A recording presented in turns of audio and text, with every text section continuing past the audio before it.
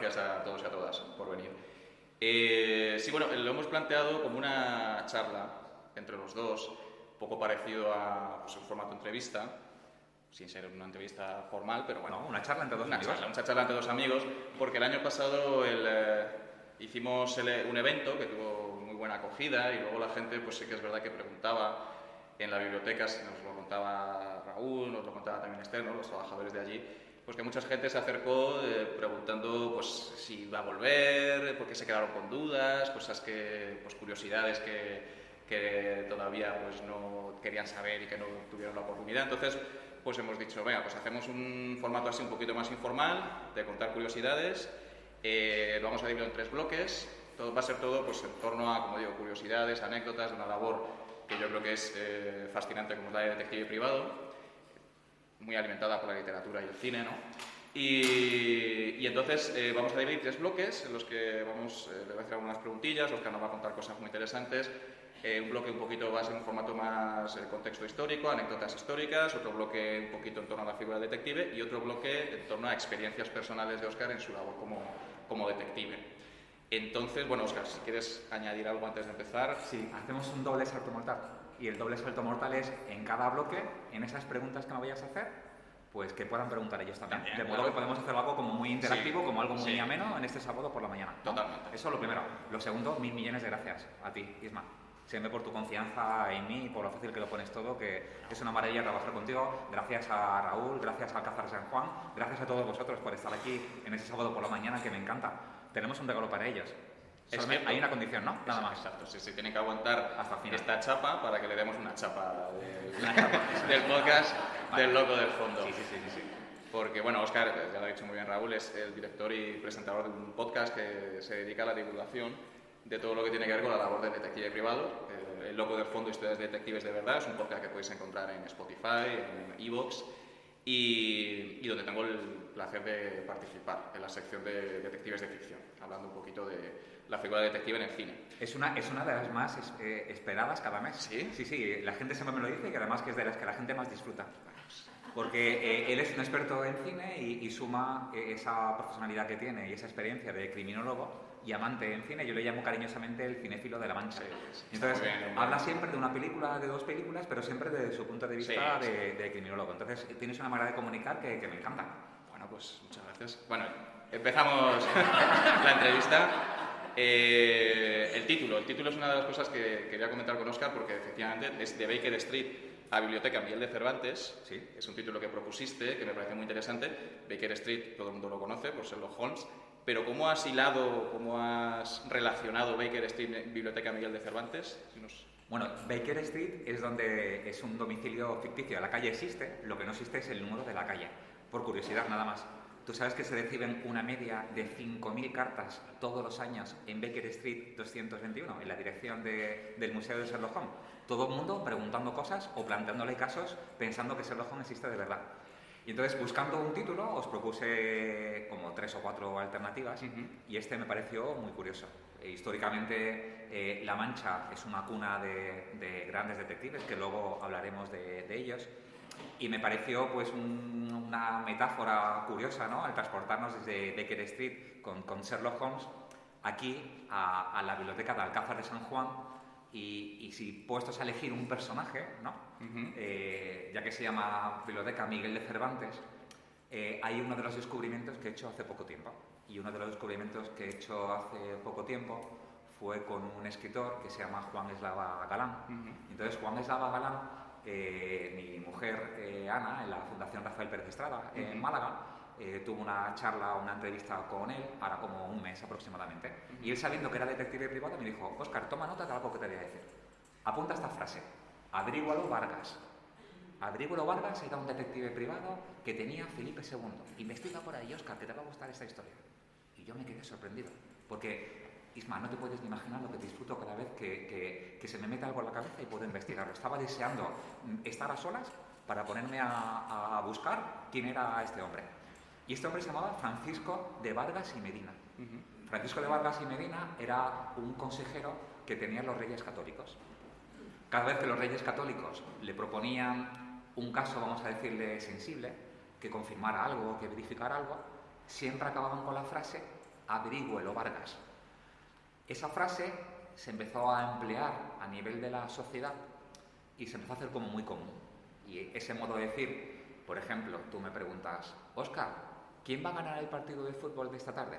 Yo te diría, averígüelo Vargas. Es un modo de decir, vete a saber o vete a confirmarlo. Lo curioso es que Tirso de Molina, el monje escritor, más o menos coetáneo de Miguel de Cervantes, escribió una obra de teatro que se llamaba Averígüelo Vargas, un poco hablando de la historia de este personaje.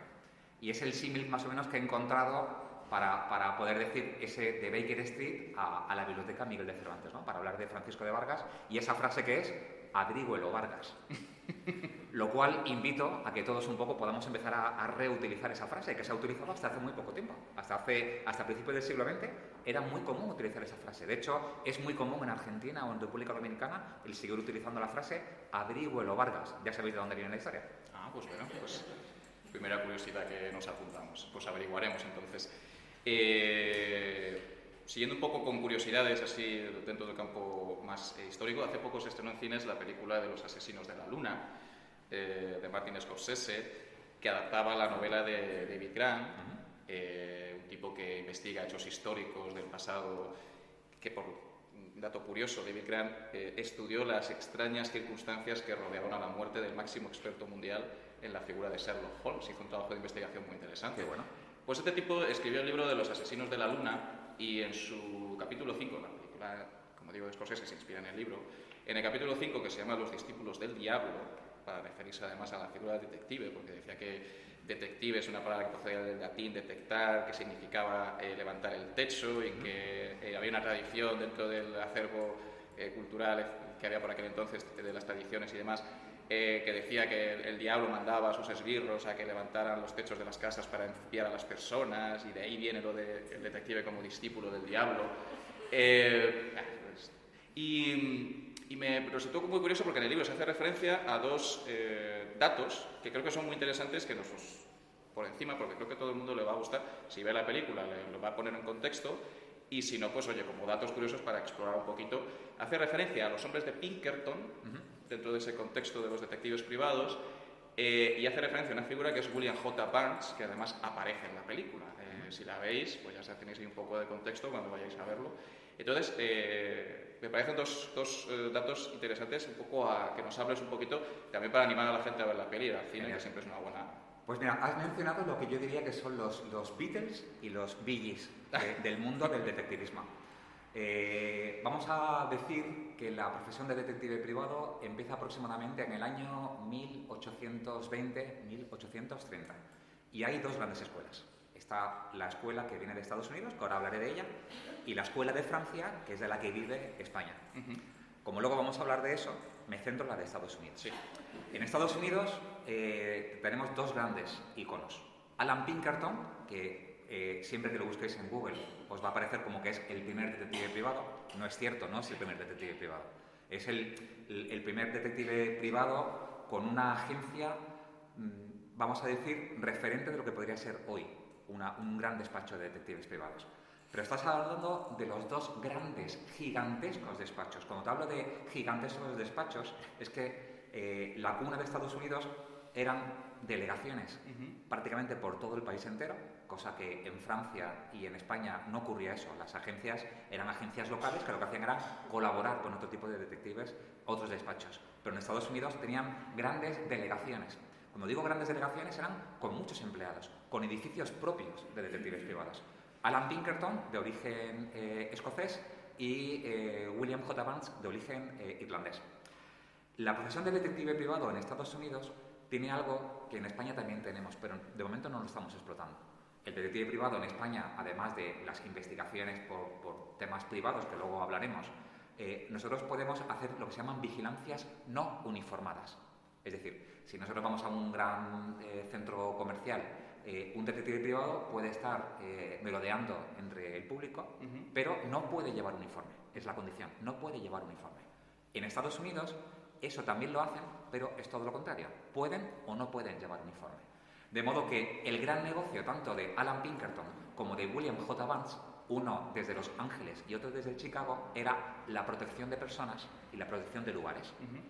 Tanto era así que si sumamos el personal que tenía William J. Vance y el personal que tenía Alan Pinkerton, o Agency, los dos, Agency, tenían más personal que todo el ejército de Estados Unidos junto. Imagínate. Para que te hagas una idea, la rivalidad que había entre ellos, Williams J. Vance le quitó 2 clientes principales a Alan Pinkerton, a Pinkerton Agency, que luego hablaremos de ellos. Uno de los clientes que le quita era la protección de 15.000 oficinas bancarias. Es decir, le quita un cliente que es la Asociación de Oficinas Bancarias. Imaginaos, 15.000 oficinas bancarias son como mínimo 15.000 personas que están vigilando esa oficina bancaria. Pero luego William J. Vance le vuelve a quitar a otro cliente. Y el cliente que le quita es la Asociación de Hoteles de Estados Unidos. Luego, en la puerta de cada hotel había un agente de William J. Vance, Agency. Qué bueno. Sí, sí, sí. Y lo de los hombres de Pinkerton, entonces, haría referencia a... Los hombres de Pinkerton, lo curioso que tienen los hombres de Pinkerton es que es de las pocas agencias en el mundo que le hablan los 7 magníficos. Que le hablan como los hombres de, ¿no? Sí. Es de las pocas agencias que son los hombres de Pinkerton. Sí. ¿Qué tenían de especial? Alan Pinkerton tenía para mí algo especial y es que era masón. Esa masonería lo que le hizo es tener una serie de contactos políticos, por ejemplo, entre ellos Abraham Lincoln, como le dirían por allí, que tiene una curiosidad. Y es que el despacho de detectives de Alan Pinkerton le encargan la protección del que iba a ser el futuro presidente de Estados Unidos. Abraham Pinkerton es el de la barba, sí. El del sombrero de copa. Todavía no lo han nombrado presidente. Es electo, pero todavía no lo han nombrado presidente. Entonces, se rumorea que lo van a asesinar. Entonces, él encarga a un departamento especial que tiene, porque otra de las cosas por las que se hace famoso el despacho de Pinkerton es porque tiene el primer departamento de mujeres detectives privados. Eran las Pinkerton Ladies. Y dentro de él era una responsable que se llamaba Kate Warney. Kate Warney tiene un departamento con 7 mujeres. Bueno, pues ella, junto con un hermano y 2 mujeres más, hacen la protección de Abraham Lincoln. Descubren dónde va a ser el atentado. Y lo que hacen es, trastocan, digamos, los planes, desvían el trayecto del tren para llevarlo hasta otro sitio, para desembocar en Washington, para poderlo nombrar presidente de Estados Unidos. Durante toda la noche entera están despiertos, vigilando que no ocurra nada. Esa noche, despiertos, y como Abraham Lincoln llegó a Washington y lo pudieron nombrar como presidente de Estados Unidos, de ahí sale un logotipo. Y el logotipo es muy conocido en el mundo de los detectives privados porque se puede decir que es la primera iconografía de los detectives privados. Ahora lo asociamos con la pipa, con la lupa, con el sombrero de Sherlock Holmes. Pero hace 100 años o 120 años, el modo que se podía vincular a un despacho de detectives privados era con el ojo de Pinkerton. Ese ojo era por haber estado despiertos toda la noche entera. Y debajo del logotipo de Pinkerton Agency pone "We never sleep". Nosotros nunca dormimos. Es como uno de los grandes iconos. Lo curioso es que salvan la vida de Abraham Lincoln. Pero Abraham Lincoln, cuando es presidente de Estados Unidos, está en un teatro viendo una obra con su mujer y llegó alguien por detrás y le pegó un par de tiros o 3 tiros y tocó un salto y bueno, luego ocurrió que tuvieron que ir detrás de él y finalmente lo pudieron pillar. Pero fíjate que murió, asesinado finalmente. Estaba escrito, antes o después. Y en esta, porque claro, escuchándote no se da cuenta de que has hecho un trabajo de investigación, de estudio muy concienzudo.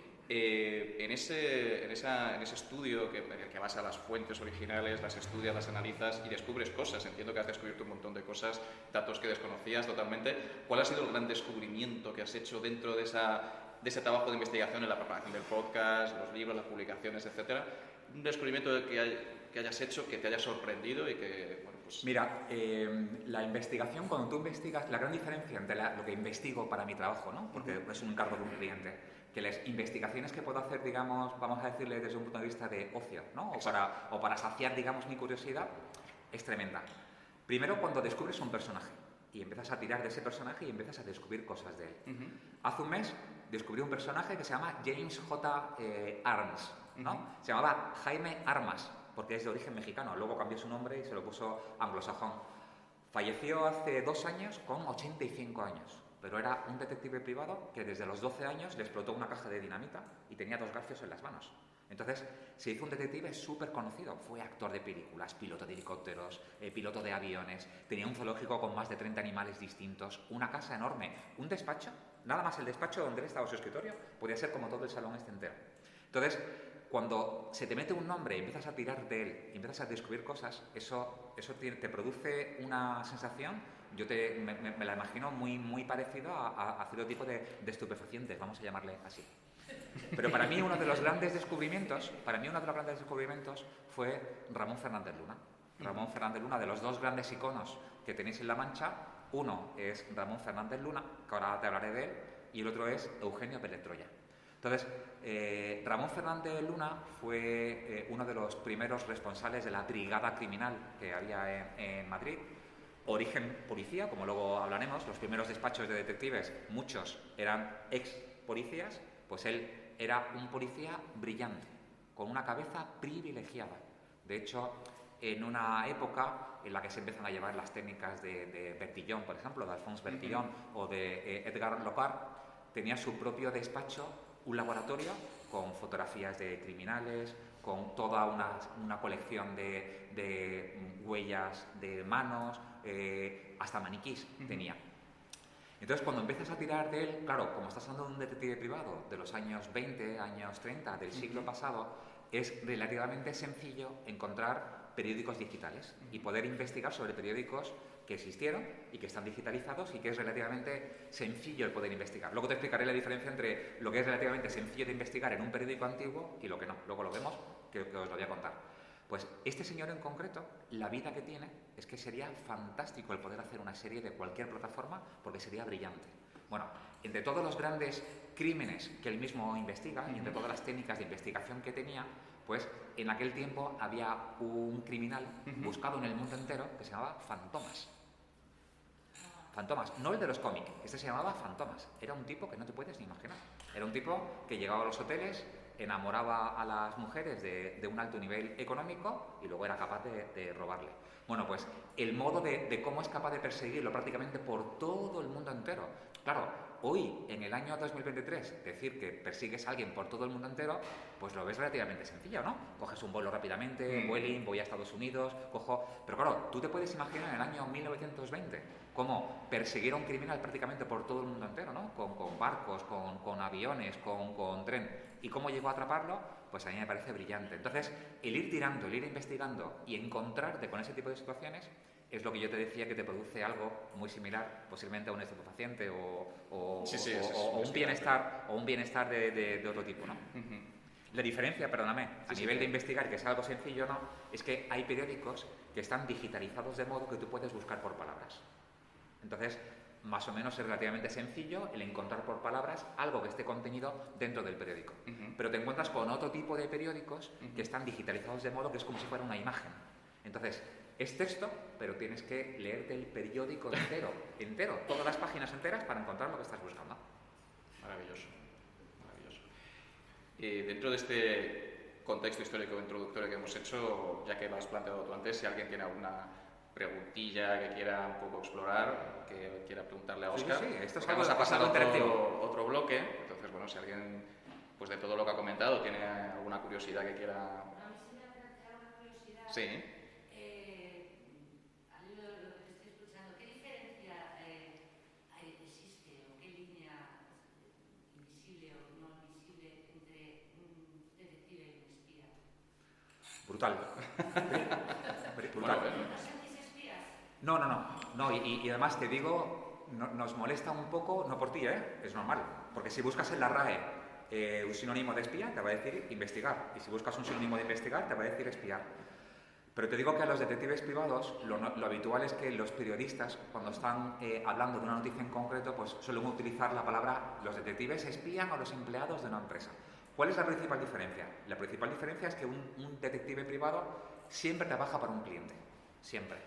Y tiene que haber una condición. La condición número uno es que mi cliente tiene que tener interés legítimo. Un detective privado no puede investigar cualquier cosa. Yo puedo investigar una empresa, puedo investigar una bajada laboral, puedo investigar una infidelidad, pero siempre tiene que haber un interés legítimo. Un interés legítimo significa que tiene que haber una justificación que se pueda demostrar por parte de mi cliente. Yo no puedo investigar a su vecino, por ejemplo, porque a usted no le caiga bien su vecino. No. Tiene que haber una justificación real, un motivo real para poderlo investigar. Un espía trabaja para el gobierno. Un detective privado ¿Puede trabajar para el gobierno? Sí, pero me tiene que contratar por un interés legítimo y tiene que haber un contrato. Un espía trabaja en exclusiva para un gobierno y su misión es investigar por algo que pueda haber un atentado dentro de lo que es el gobierno a nivel nacional o a nivel internacional. En definitiva, el espía lo que trabaja es para salvaguardar, digamos, la defensa del país. Esa sería una de las principales diferencias. No sé si he respondido.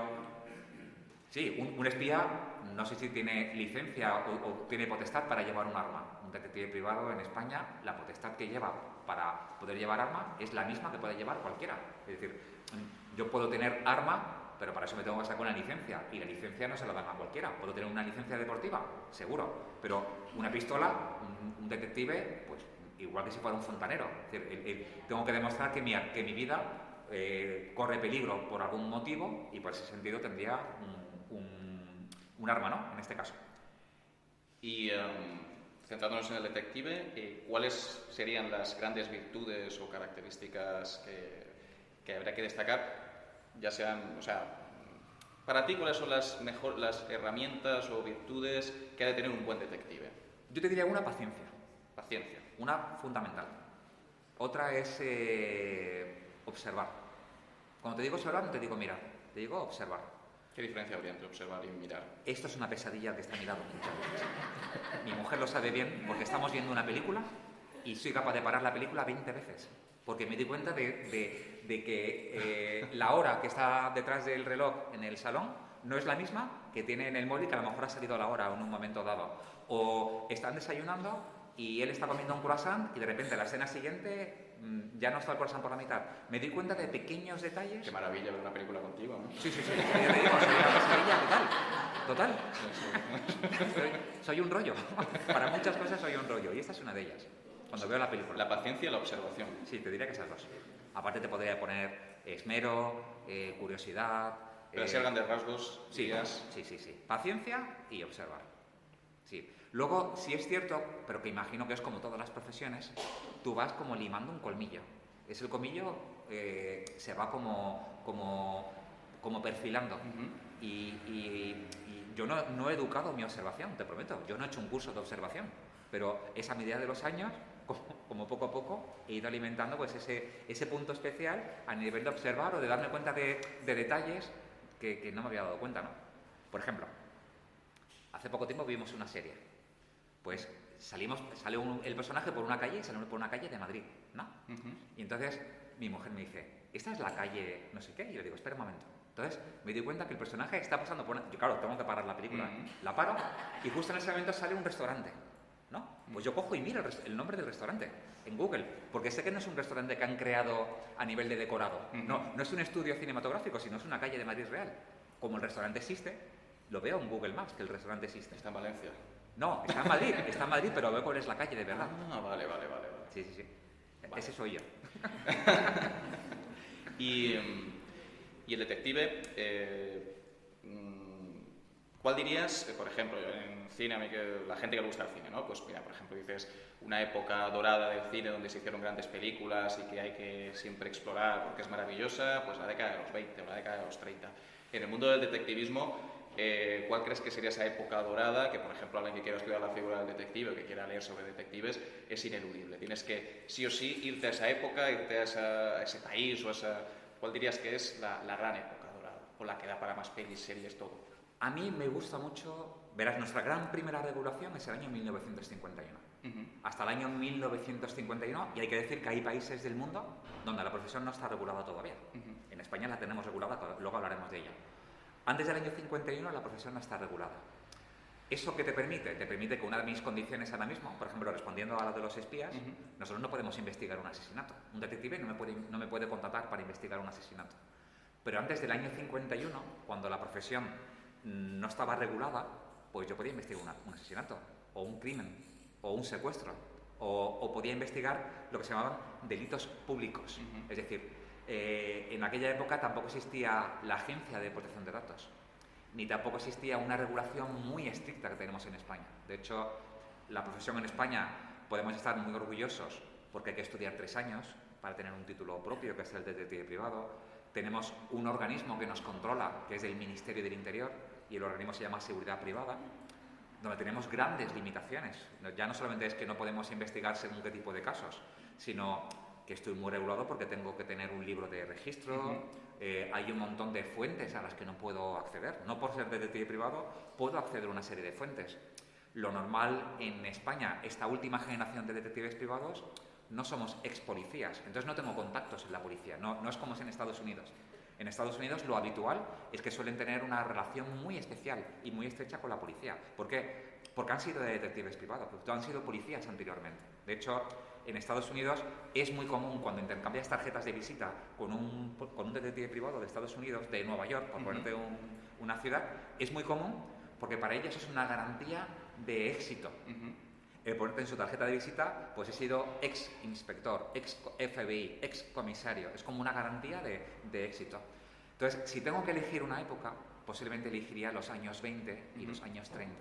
No por nada especial, porque me pasa como a ti, porque es una época que me encanta. Me encanta el sombrero, me encantan los coches, me encanta esa forma de la sociedad que había en los años 20 o años 30. Por eso soy de los que pienso que en la actualidad estamos mejor que nunca.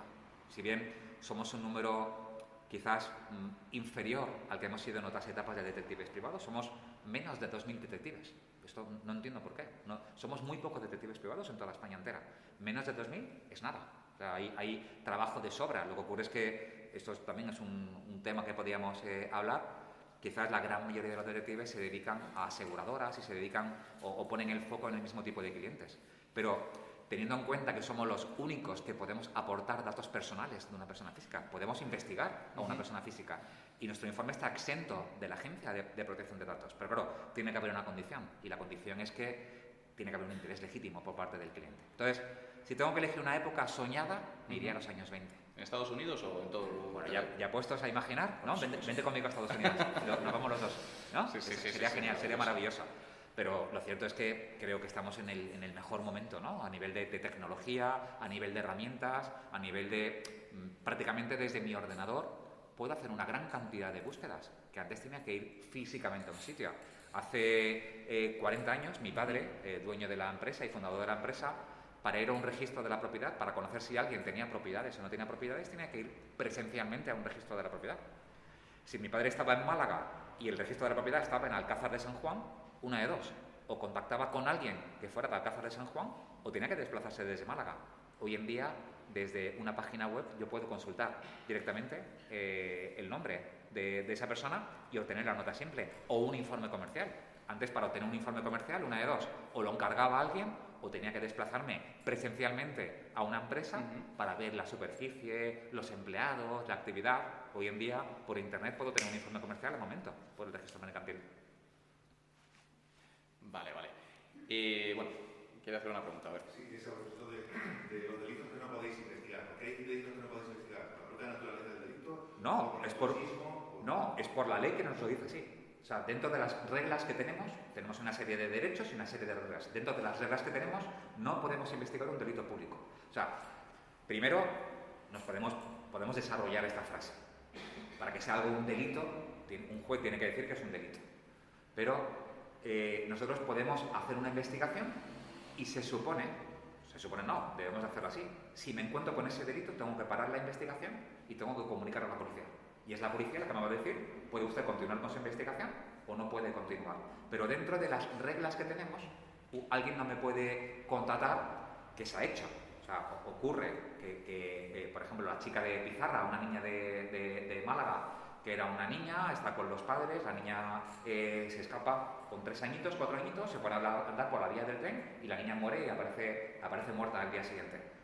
Hay una agencia de detectives detrás que intentó investigar este caso, pero no es lo habitual, no investigamos, no somos como en Estados Unidos, donde es habitual que el detective privado puede investigar cualquier tipo de circunstancia, pública y privada. Nosotros solamente podemos investigar hechos privados, nada más. ¿Y una vez que está un caso cerrado, que sea público, tampoco se puede...? Sí, entiendo que sí. Pero todo como que tenemos que consultarlo, en este caso, a ese organismo que nos controla, que se llama seguridad privada, para no tener ningún tipo de inconveniente ni de problema con ellos, ¿no? Nada. Otra pregunta por allí.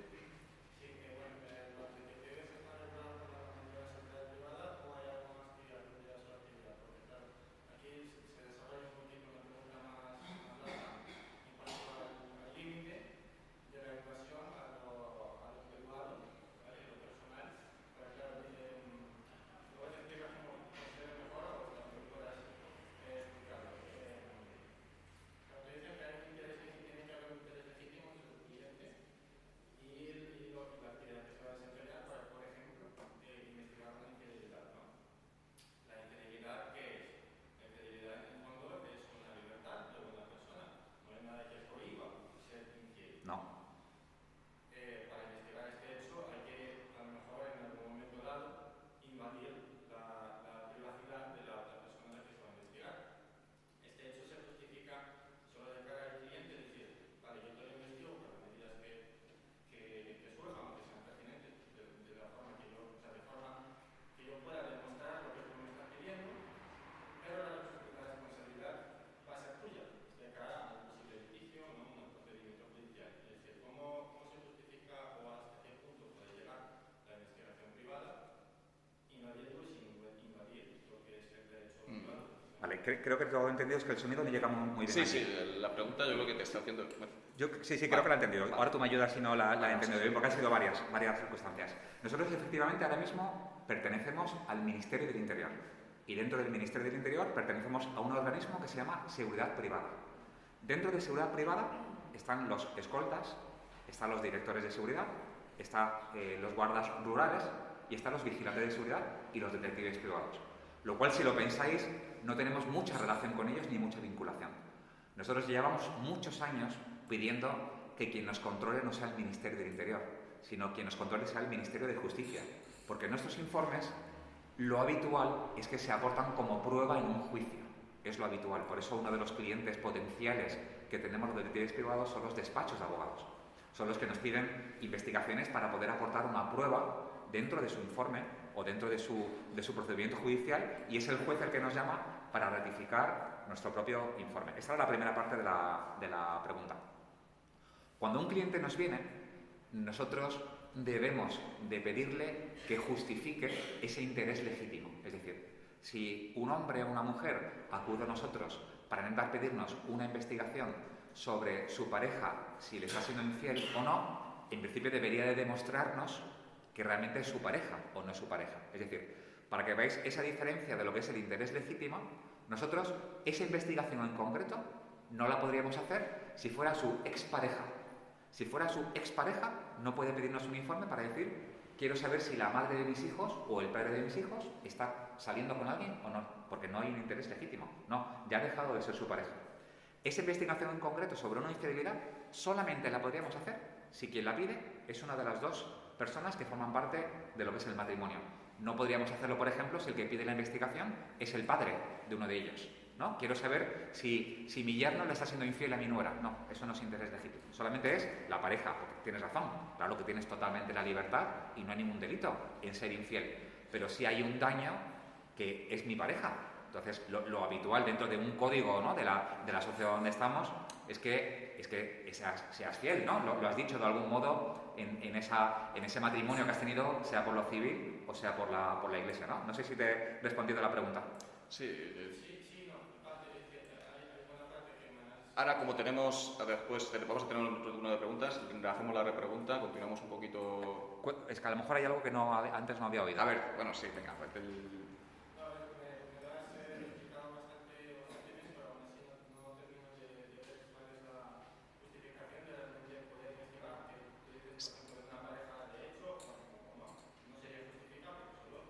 No, una pareja de hecho sí sería también, puedes justificarlo.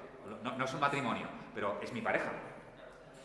¿Qué daño produce eso? O sea, tendría que influir en la convención, por ejemplo, en bienes gananciales, porque la infidelidad produce una ruptura oficial, digamos, de la pareja, ¿no? La ruptura amorosa, y por tanto genera pérdidas en cuanto a los bienes, ¿no? Porque hay que dividirlos o bueno. Sí, yo creo que dice el daño que causa y que justifica, por tanto, ese interés legítimo. Si hay un daño físico, daño emocional, o si, en este si caso, de alguna manera eso se puede es un daño emocional. certificar jurídicamente. Porque el individuo, la mujer o el hombre, siente ese daño por la infidelidad, pero seguimos en el hecho de que la otra persona, ninguna de las dos está obligada a ser fiel. Totalmente. Puede ser fiel. Entonces, ¿qué es lo que justifica la base de la intimidad para investigar? Lo que justifica en este caso, luego si quieres hablamos un poco más en detalle de esto. Creo que lo que justifica en este caso es que es la pareja. Hasta hace unos años en España necesitabas la prueba para poderte divorciar. Hoy en día el que te pide ese tipo de investigaciones es una línea muy, muy pequeña de facturación. Ya prácticamente nadie pide un informe para confirmar la confianza o desconfianza en la pareja, porque tú, si te quieres divorciar, te divorcias. Y lo habitual es que cuando acuden a nosotros para pedir una investigación sobre esa confianza o desconfianza en la pareja, lo habitual es que ya has visto, ya has olido, ya sospechas algo. Pero realmente a quien hace daño es a la pareja, es decir, quiero confirmarlo. Sería uno de esos mitos, por ejemplo, ¿no? El tema de, siempre yo creo que nos pasa muchas veces, ¿no? Detective privado, el que investiga infidelidad de la pareja, si es infiel, si no es infiel. Es un poco mito, no es, como tú has dicho, no es algo muy común, muy habitual en nuestro trabajo, no es un tipo de caso que os llegue muy habitualmente. No, existen investigaciones de parejas, pero van más, por ejemplo, por pensiones alimenticias. Custodias compartidas en las que tanto el padre o la madre sospecha que los hijos, cuando están con el padre o están con la madre, pues el progenitor no es muy cariñoso a lo mejor con los hijos, ¿no? O tiene una serie de hábitos que no son los deseables. Entonces, en ese caso se pide una investigación.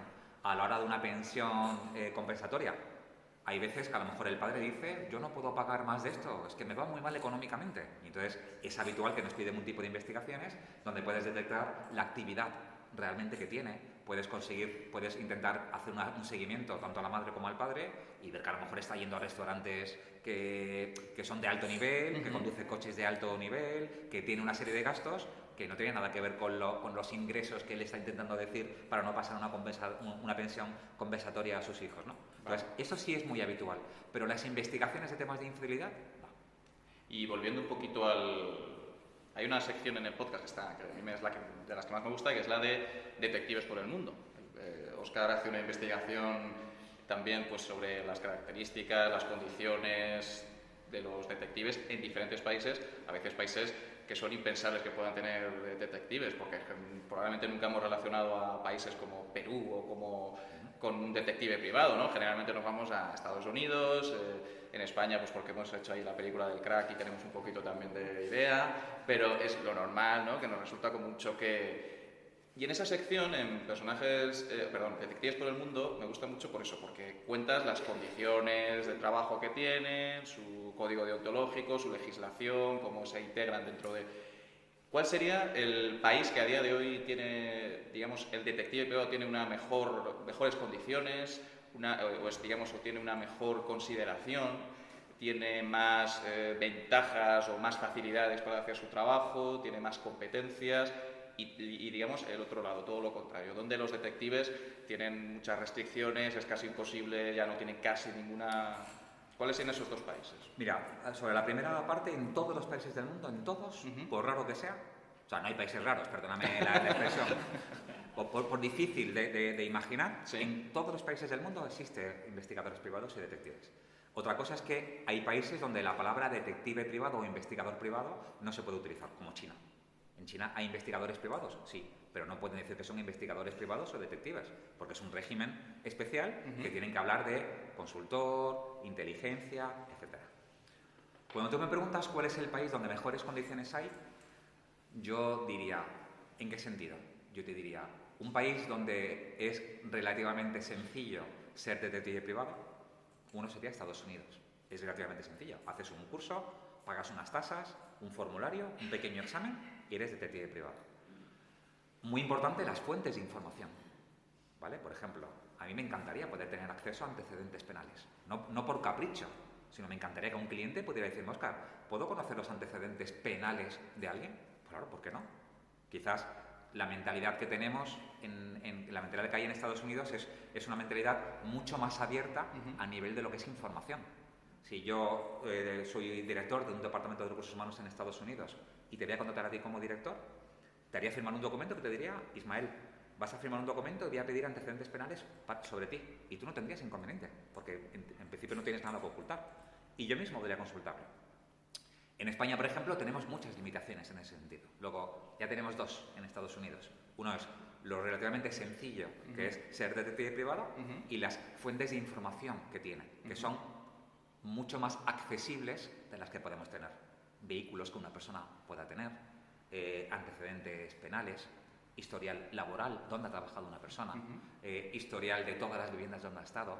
Todo ese tipo de información que en España pues tenemos nuestras grandes limitaciones, porque En España, primero Europa, que en Europa tenemos algo que no existe ni en Asia, ni en África, ni en América, y es la Agencia de Protección de Datos. Es muy estricta. Y concretamente en España, posiblemente es el país de Europa con más restricciones, más limitaciones a nivel de Agencia de Protección de Datos. El detective privado en España solamente puede acceder a fuentes abiertas, únicamente. Lo que vale es la investigación que yo puedo hacer, eso es otra cosa. Yo puedo hacer una investigación. Yo no puedo tener antecedentes penales en España, pero si yo estoy haciendo un informe sobre Alfonso Torres, yo puedo preguntar a los vecinos, puedo preguntar a los amigos, puedo ir preguntando, y a lo mejor un vecino me dice: ¿el señor Torres estuvo en la cárcel metido hace 4 años? Yo no he consultado en ningún año. Yo no he consultado en ningún sitio los antecedentes penales, pero he investigado. Esto es investigar, esto es lo que hace un detective privado. Hablar con uno, encuesta, una entrevista, seguir, vigilar, eso es lo que puedo hacer. Y lo que vale que es el informe. Es el informe que yo hago. Ese informe es el que sirve como prueba ante mi cliente o en el caso para el juez. Prestigio. El prestigio que tiene un detective privado en Estados Unidos, para mí, es quizás mayor que el que pueda tener en Europa y concretamente en España. Porque no sé qué ocurre en España. Yo le llamo detectivofobia. Hace unos años Elvira Roca Varela sacó un libro que se llamaba Imperiofobia, hablando de la leyenda negra en España, ¿no? Del cual tiene responsabilidad países como Inglaterra, o como Francia, o como Holanda, que impidieron que España, en un momento en el que era un imperio, pues meter una serie de mentiras sobre nosotros, pero los primeros que también alimentábamos esa propia leyenda negra éramos nosotros. Con la profesión de detective privado en España pasa lo mismo. No sé si por los genes que tenemos, por los genes de pillines, de tramposos, ¿no? Es como Jova, el detective privado ha pillado a mi cuñado que estaba de baja, llevaba de baja un mes entero y va al detective privado y la ha pillado en la playa. ¿Qué daño hará mi cuñado si estaba en la playa tranquilamente con su hijo? Pues, somos un poco de eso, y esa leyenda negra creo que la hemos creado entre nosotros mismos y no sé qué ocurre. El prestigio que tiene un detective privado en Estados Unidos creo que no lo tiene en España, teniendo en cuenta que estoy seguro que el detective privado, conozco muchos detectives privados en Estados Unidos, y esto de los estereotipos, pues hay estereotipos de todo, pero es decir, que no es un tipo que duerme en el despacho, en el sillón, no tiene una botella de whisky en el cajón, ni viene una mujer preciosa con una sombra y con una Pamela a encargarle un caso con una voz sensual y dice: pero si no logras averiguarlo, no te preocupes, que el premio te lo llevas de cualquier modo. No sé si pasa eso o no pasa eso, pero a nivel de prestigio, la profesión de detective privado es en Estados Unidos, si tengo que elegir un país, sería ese. ¿Por qué? Porque hay países, aún de la Unión Europea, donde la profesión no está regulada, y que no esté regulada, pues les impide, por ejemplo, a nuestros compañeros de Portugal, teniéndolo aquí al lado.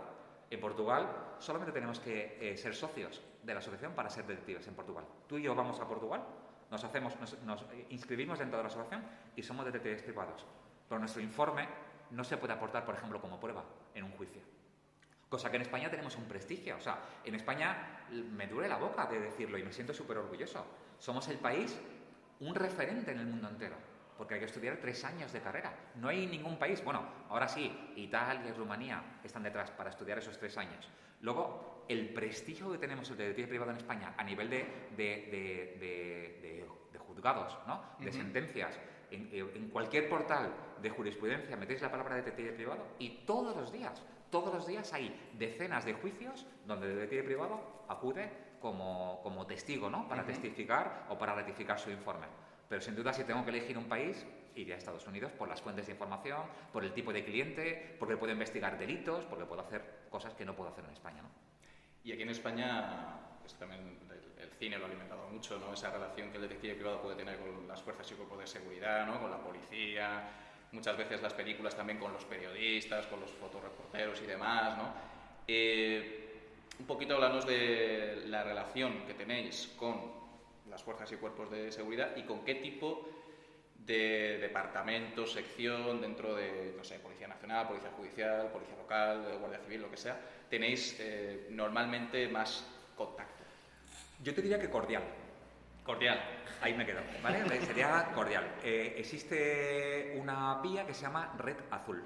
Es una vía, que es una página web, desde la cual un detective privado, comentando, por ejemplo, de los delitos, dentro de ese formulario, yo lo relleno y se lo hago llegar a la policía. No tengo que ir presencialmente. Y ellos deciden cómo puedo actuar.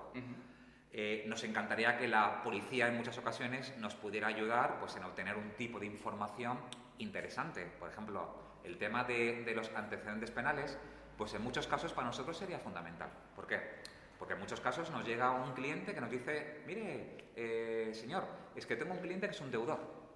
Y entonces, mire, es que no lo puedo localizar por ninguna parte, me debe 100.000 euros. Estoy como loca o como loco buscándolo. ¿Usted me lo puede localizar? Y con ese interés legítimo que tiene que demostrar, tú intentas que te demuestre que es un cliente, ¿no? Te la aporta, imagínate. Y tú haces la investigación.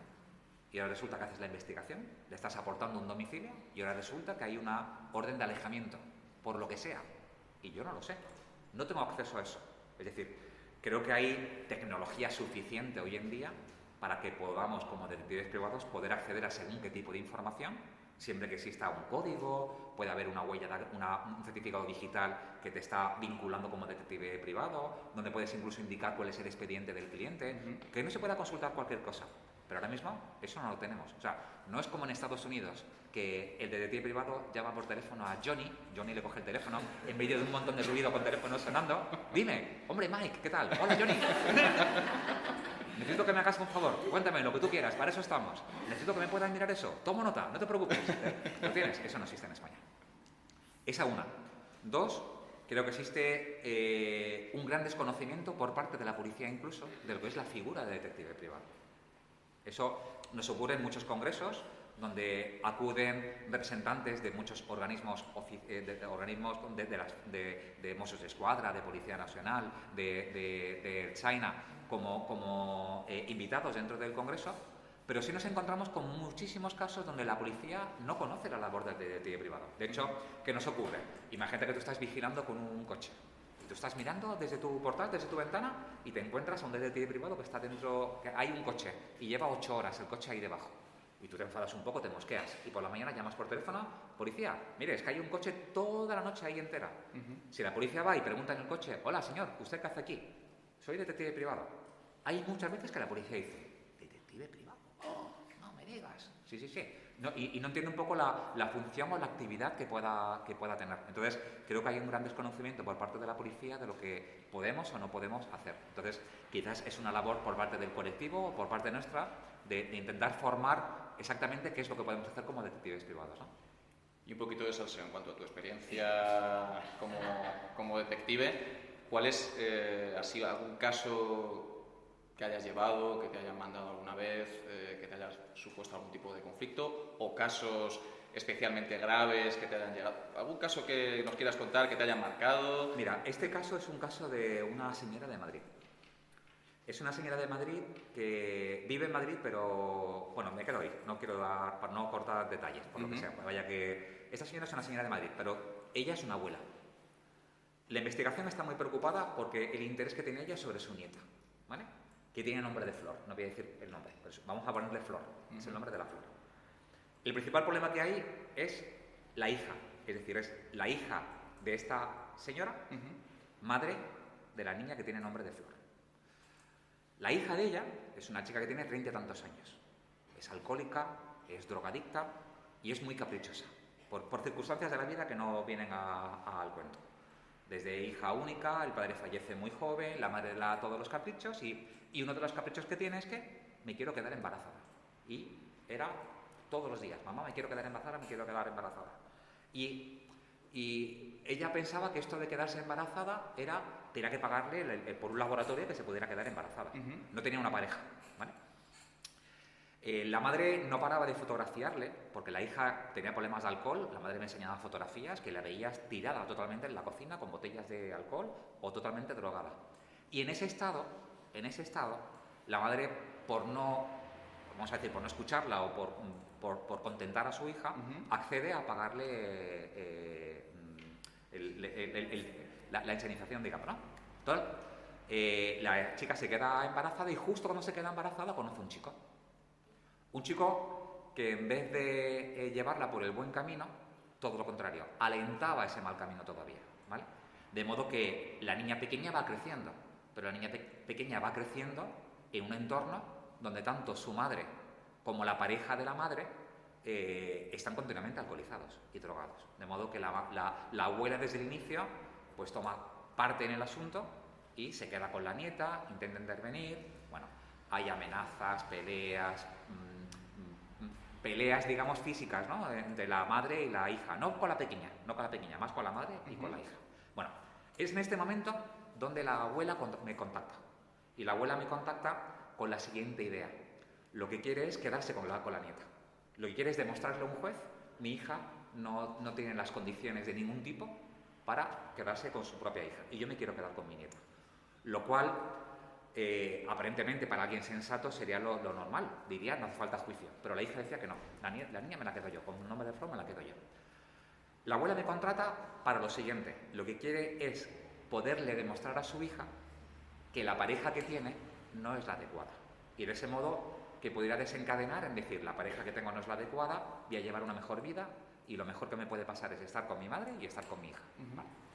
Lo que me pide la abuela es que contacte con 3 exnovias que tiene este señor.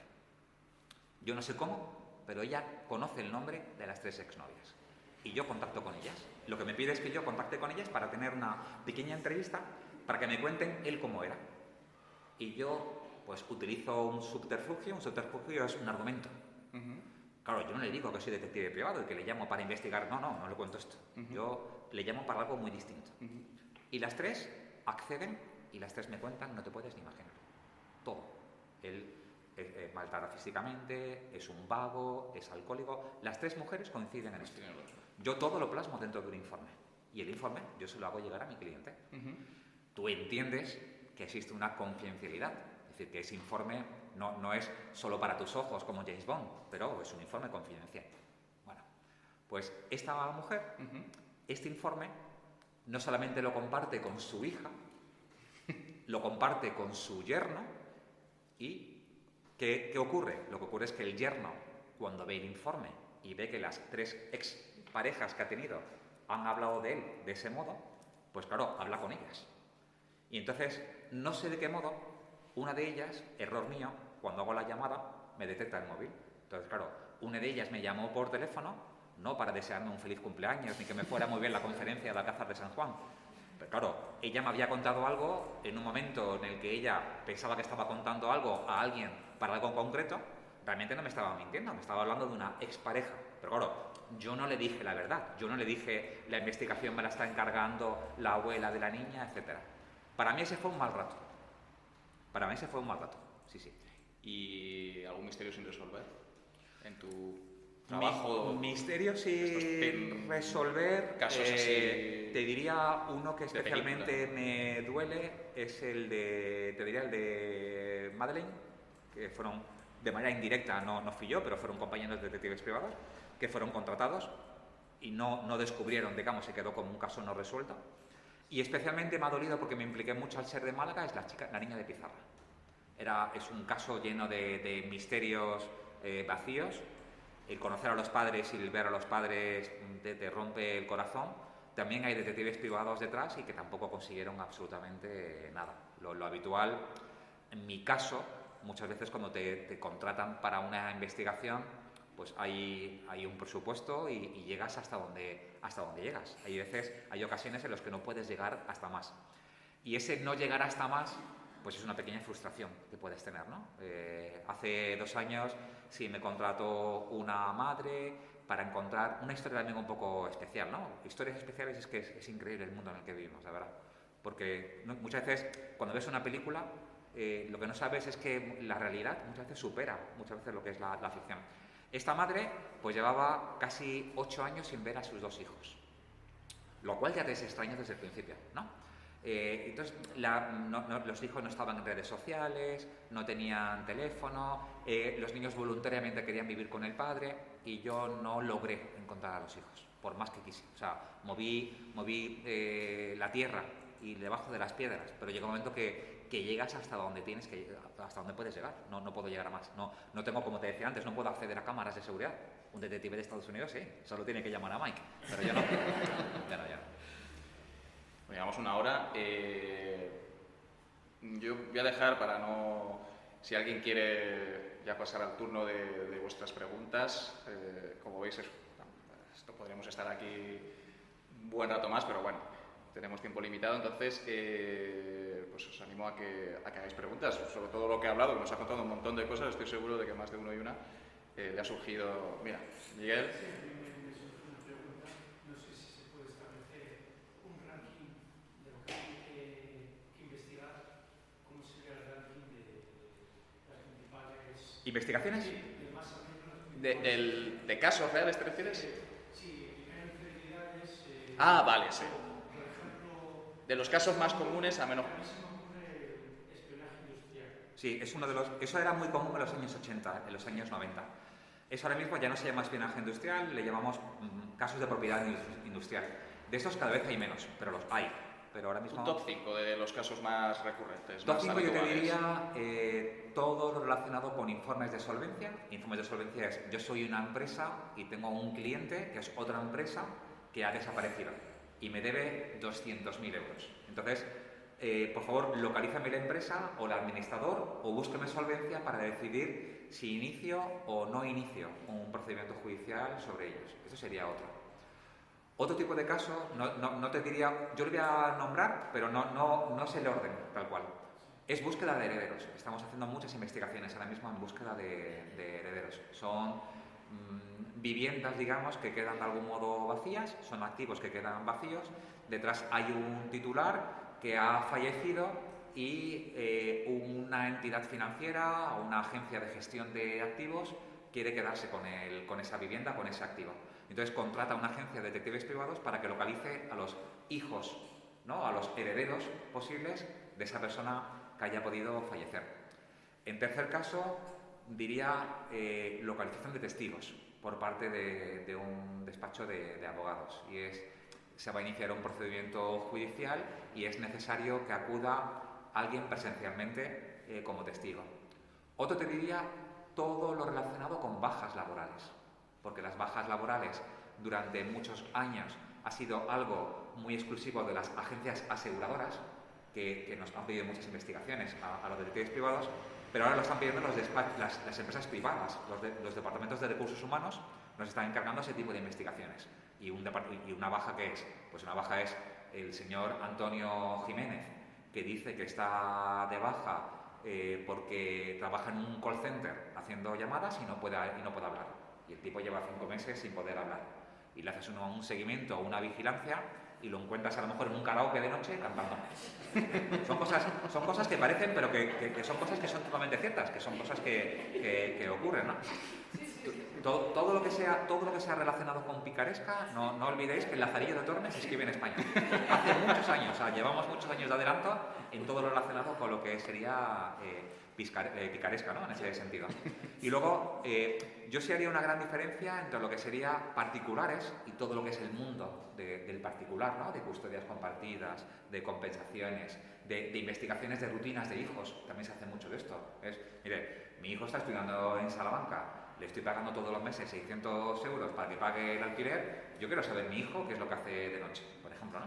O ese tipo de vigilancias que se puedan mantener de los hábitos o rutinas. Luego, a nivel de informes de solvencia es todo un mundo, porque está lo que es la empresa como tal, ¿no?, que quieres encontrar pues una sucesión de empresa, un alzamiento de bienes, una investigación económica de algún modo, pero luego existe el deudor que te dice, mire, yo, por ejemplo, un caso real, esto es desde hace 3 años, pues era un deudor que te debía 1 millón de euros, 1 millón de euros. Y la empresa lo que decía es que no tenía ingresos y que la empresa que yo tengo, mire, está en concurso de acreedores, no puedo pagar absolutamente nada. Bueno, pues en la investigación que hacemos, ¿qué descubrimos? Descubrimos que el propietario tiene 5 restaurantes de lujo en Madrid. Cuando digo de lujo, digo que yo tuve que ir a los 5 restaurantes. El menú medio son de 60 euros. Imaginaos, no un menú de 9-10 euros, imaginaos un menú de 60 euros. Pues todo eso lo recopilas dentro de la investigación. cuántas personas hay en el local comiendo, cuántos clientes, fotografías de la carta, el ticket de compra de 2 menús, y todo eso es lo que justificas ante una prueba que lo elaboras en un informe para que se pueda presentar en un juicio. Ese sería más o menos como un ranking. Ana Julia, ¿tienes una pregunta también? Sí, bueno, en realidad tengo 2 preguntas. Bueno, empecemos por la primera. Ya que has mencionado en un par de ocasiones el caso de Lucía Vivar, Sí, sí. ¿usted no ha detectado más de una vez como una mano negra detrás de ciertos casos que no Sí, se claro. resuelven porque no se quieren resolver? Claro. No Claro. porque falten pruebas ni porque, sino porque literalmente se pierden las pruebas, no se hacen las cosas bien, y llega un momento en que ya sabes que no puede ser la ineptitud, tiene que haber algo más. Esto era muy habitual, tienes toda la razón. Esto era No olvides muy... que está siendo grabado. Lo sé. Era muy habitual en los años 80, años 90 en España, en unos momentos en los que había grandes casos, no solamente hablo del caso Alcácer, sino grandes casos muy mediáticos donde realmente dices, aquí ha ocurrido algo, ¿no? Era como mucha desorganización.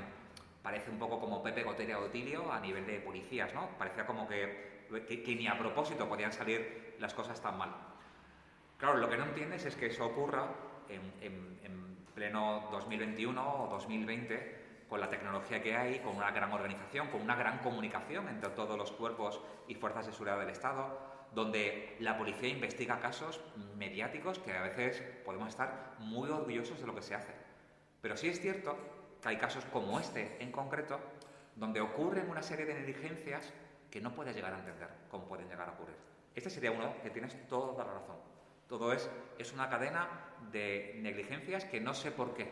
No sé si es que no tenemos una unidad especial sobre esto, y gracias a Dios, gracias a ese tipo de situaciones que ocurren, se montan unidades, se crean mejores coordinaciones y se toman medidas para que no vuelva a ocurrir lo que ha ocurrido. Pero tienes toda la razón. A Isma le contaba esta mañana un caso, y es un caso que ocurrió hace 18 años. Es un detective privado de Madrid, que además es director de seguridad de SICUR. Y entonces él sale el viernes de trabajar, estaba a punto de celebrarse una feria de joyas. Él sale el viernes de trabajar, se va a tomar un bocadillo, se va a tomar una copa, hace una llamada a su socia, y él nunca va a dormir a su casa. El sábado por la mañana, que él tenía que incorporarse a trabajar, él no va a trabajar. Y entre los compañeros se empiezan a llamar entre ellos, ¿no? Y ¿sabéis dónde está Luis? No, yo no sé dónde está Luis. Y tú le llamabas por teléfono y el teléfono hace línea, pero él no coge la llamada. El domingo por la mañana, un anónimo llama por teléfono a la policía a las 7 de la mañana. Cerca de Atocha hay un descampado. Y hay un señor, un cadáver, de lado, desnudo de cintura para arriba, con una bolsa de plástico en la cabeza, con cinta aislante, muerto, con las manos atadas, y le han metido una paliza. La autopsia lo que desvela es que ha estado torturado durante 20 horas. La han estado torturando. Claro, cuando torturan a alguien durante 20 horas es para sonsacarle algún tipo de información. El asunto va a prescribir dentro de 2 años aproximadamente. Y no se sabe absolutamente nada. O sea, de hecho, de este caso, hace más de 16 años, podéis buscarlo. Se llama Luis Hernández Bustamante. Podéis buscarlo en Google. Las últimas noticias son de hace 15 o 16 años. No hay nada. No hay nada que haya refrescado, nadie que haya salido en un medio, nadie que haya dicho vamos a recordar este caso. No. Ahí está olvidado y, pues fíjate, no sé si es negligencia, pero él le hace la autopsia, tiene SIDA. De tener SIDA se empieza a sospechar sobre esta enfermedad que pueda tener. En el móvil le encuentran una serie de fotografías de hombres desnudos, lo cual la policía empieza a coger pistas como del mundo de la noche, del mundo gay, y claro, esto no tiene nada que ver. O sea, ¿qué tiene que ver? Que alguien sea gay o que tenga SIDA con que la hayan torturado durante 20 horas cuando estaba claro que quien ha sido pues, una mafia, han sido profesionales, seguros. Un tipo de 100 kilos, como mínimo te hace falta 2 personas para una sorpresa, o hacer una encerrona de vete a tal sitio y ahí te encontramos, o sacarlo del coche, pero son profesionales. Pues tampoco, ahí no se ha sabido nada. Y como es ahí, un montón de casos. Que estoy contigo, que algo ocurre, una mano negra, llámale de algún modo, sí, algo ocurre. Venga, una pregunta más y ya terminamos. A ver si alguien por aquí se anima a una pregunta, ¿no? Sí, la niña que pasó, la de... Ah, bueno. La La de la mamá la tiene la abuela, viviendo con ella. Es una niña sana emocionalmente y físicamente, y la hija está internada en la actualidad, gracias a Dios. Gracias a Dios que la circunstancia haya salido así, ¿no? Melanie. Claro, eso pasará mucho. Eso pasará muchísimas veces, muchas veces. Sí, como detective que te diga, mire, usted sé que me está siguiendo, seguro que pasará. Nosotros le llamamos a eso quemar. Dentro de nuestro glosario, si yo tengo que vigilarte durante una semana entera, lo normal es que no voy a hacerlo yo solo. Tenemos que irnos alternando con otro compañero. Me encantaría decirte que utilizamos disfraces, lo podemos utilizar. Tanto Isma como yo, Isma se puede poner hoy una boina, mañana unas gafas de sol, o se puede, imagínate que es una barba postiza. Pero cuando lo has visto 5 veces merodeando cerca de tu casa, o si tú estás con las amigas y ves a alguien, puedes sospechar. De modo que lo que hacemos es alternarnos entre nosotros. Pero eso mismo que tú acabas de decir, el darte cuenta, nosotros le llamamos a eso, quemado. O sea, me han quemado significa que ya han pillado, ¿no? Vale, pues ya está. Pues muchas gracias, Óscar. No, tenías una más, ¿no? Ah, bueno, sí. Última ya, sí. Bueno, venga, pues...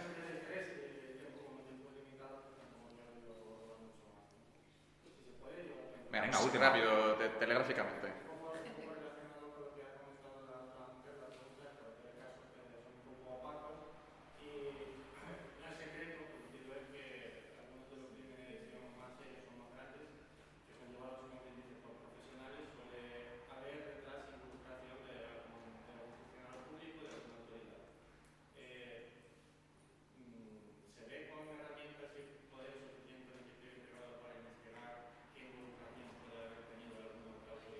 Nosotros no podemos investigar delitos públicos, nos encantaría. Claro, sería una condición y no tenemos tampoco las herramientas para poderlo hacer, pero nos encantaría poder investigar un delito público. O sea, algo que ha ocurrido que nos puedan contratar como detectives privados. Nosotros, este caso que os he contado de un compañero real hace 17 años, nosotros no podemos hacer más que hablar con los taxistas de la zona, hablar con los vecinos por si han visto algo, pero no podemos hacer una investigación. No puedo coger y triangular su móvil. No puedo tener acceso a cámaras de seguridad. Entonces, estoy muy limitado en hacer según qué tipo de investigaciones, ¿no? Vale. Y pues ya está, estaría hasta aquí. Ya sabéis, a Óscar lo podéis escuchar una vez al mes en su programa de El Loco del Fondo, Historias de Detectives de Verdad. Ahora a todos por haber aguantado hasta el final. ¿Cómo lo hacemos? Aguantado, ¿no? Porque ha sido maravilloso. Te agradezco mucho todo lo que nos has contado. No, gracias a vosotros. Como siempre, es súper interesante. Ha sido genial. Ahora tenéis todo chapita del podcast y nada, muchas gracias, Óscar, por todo lo que nos has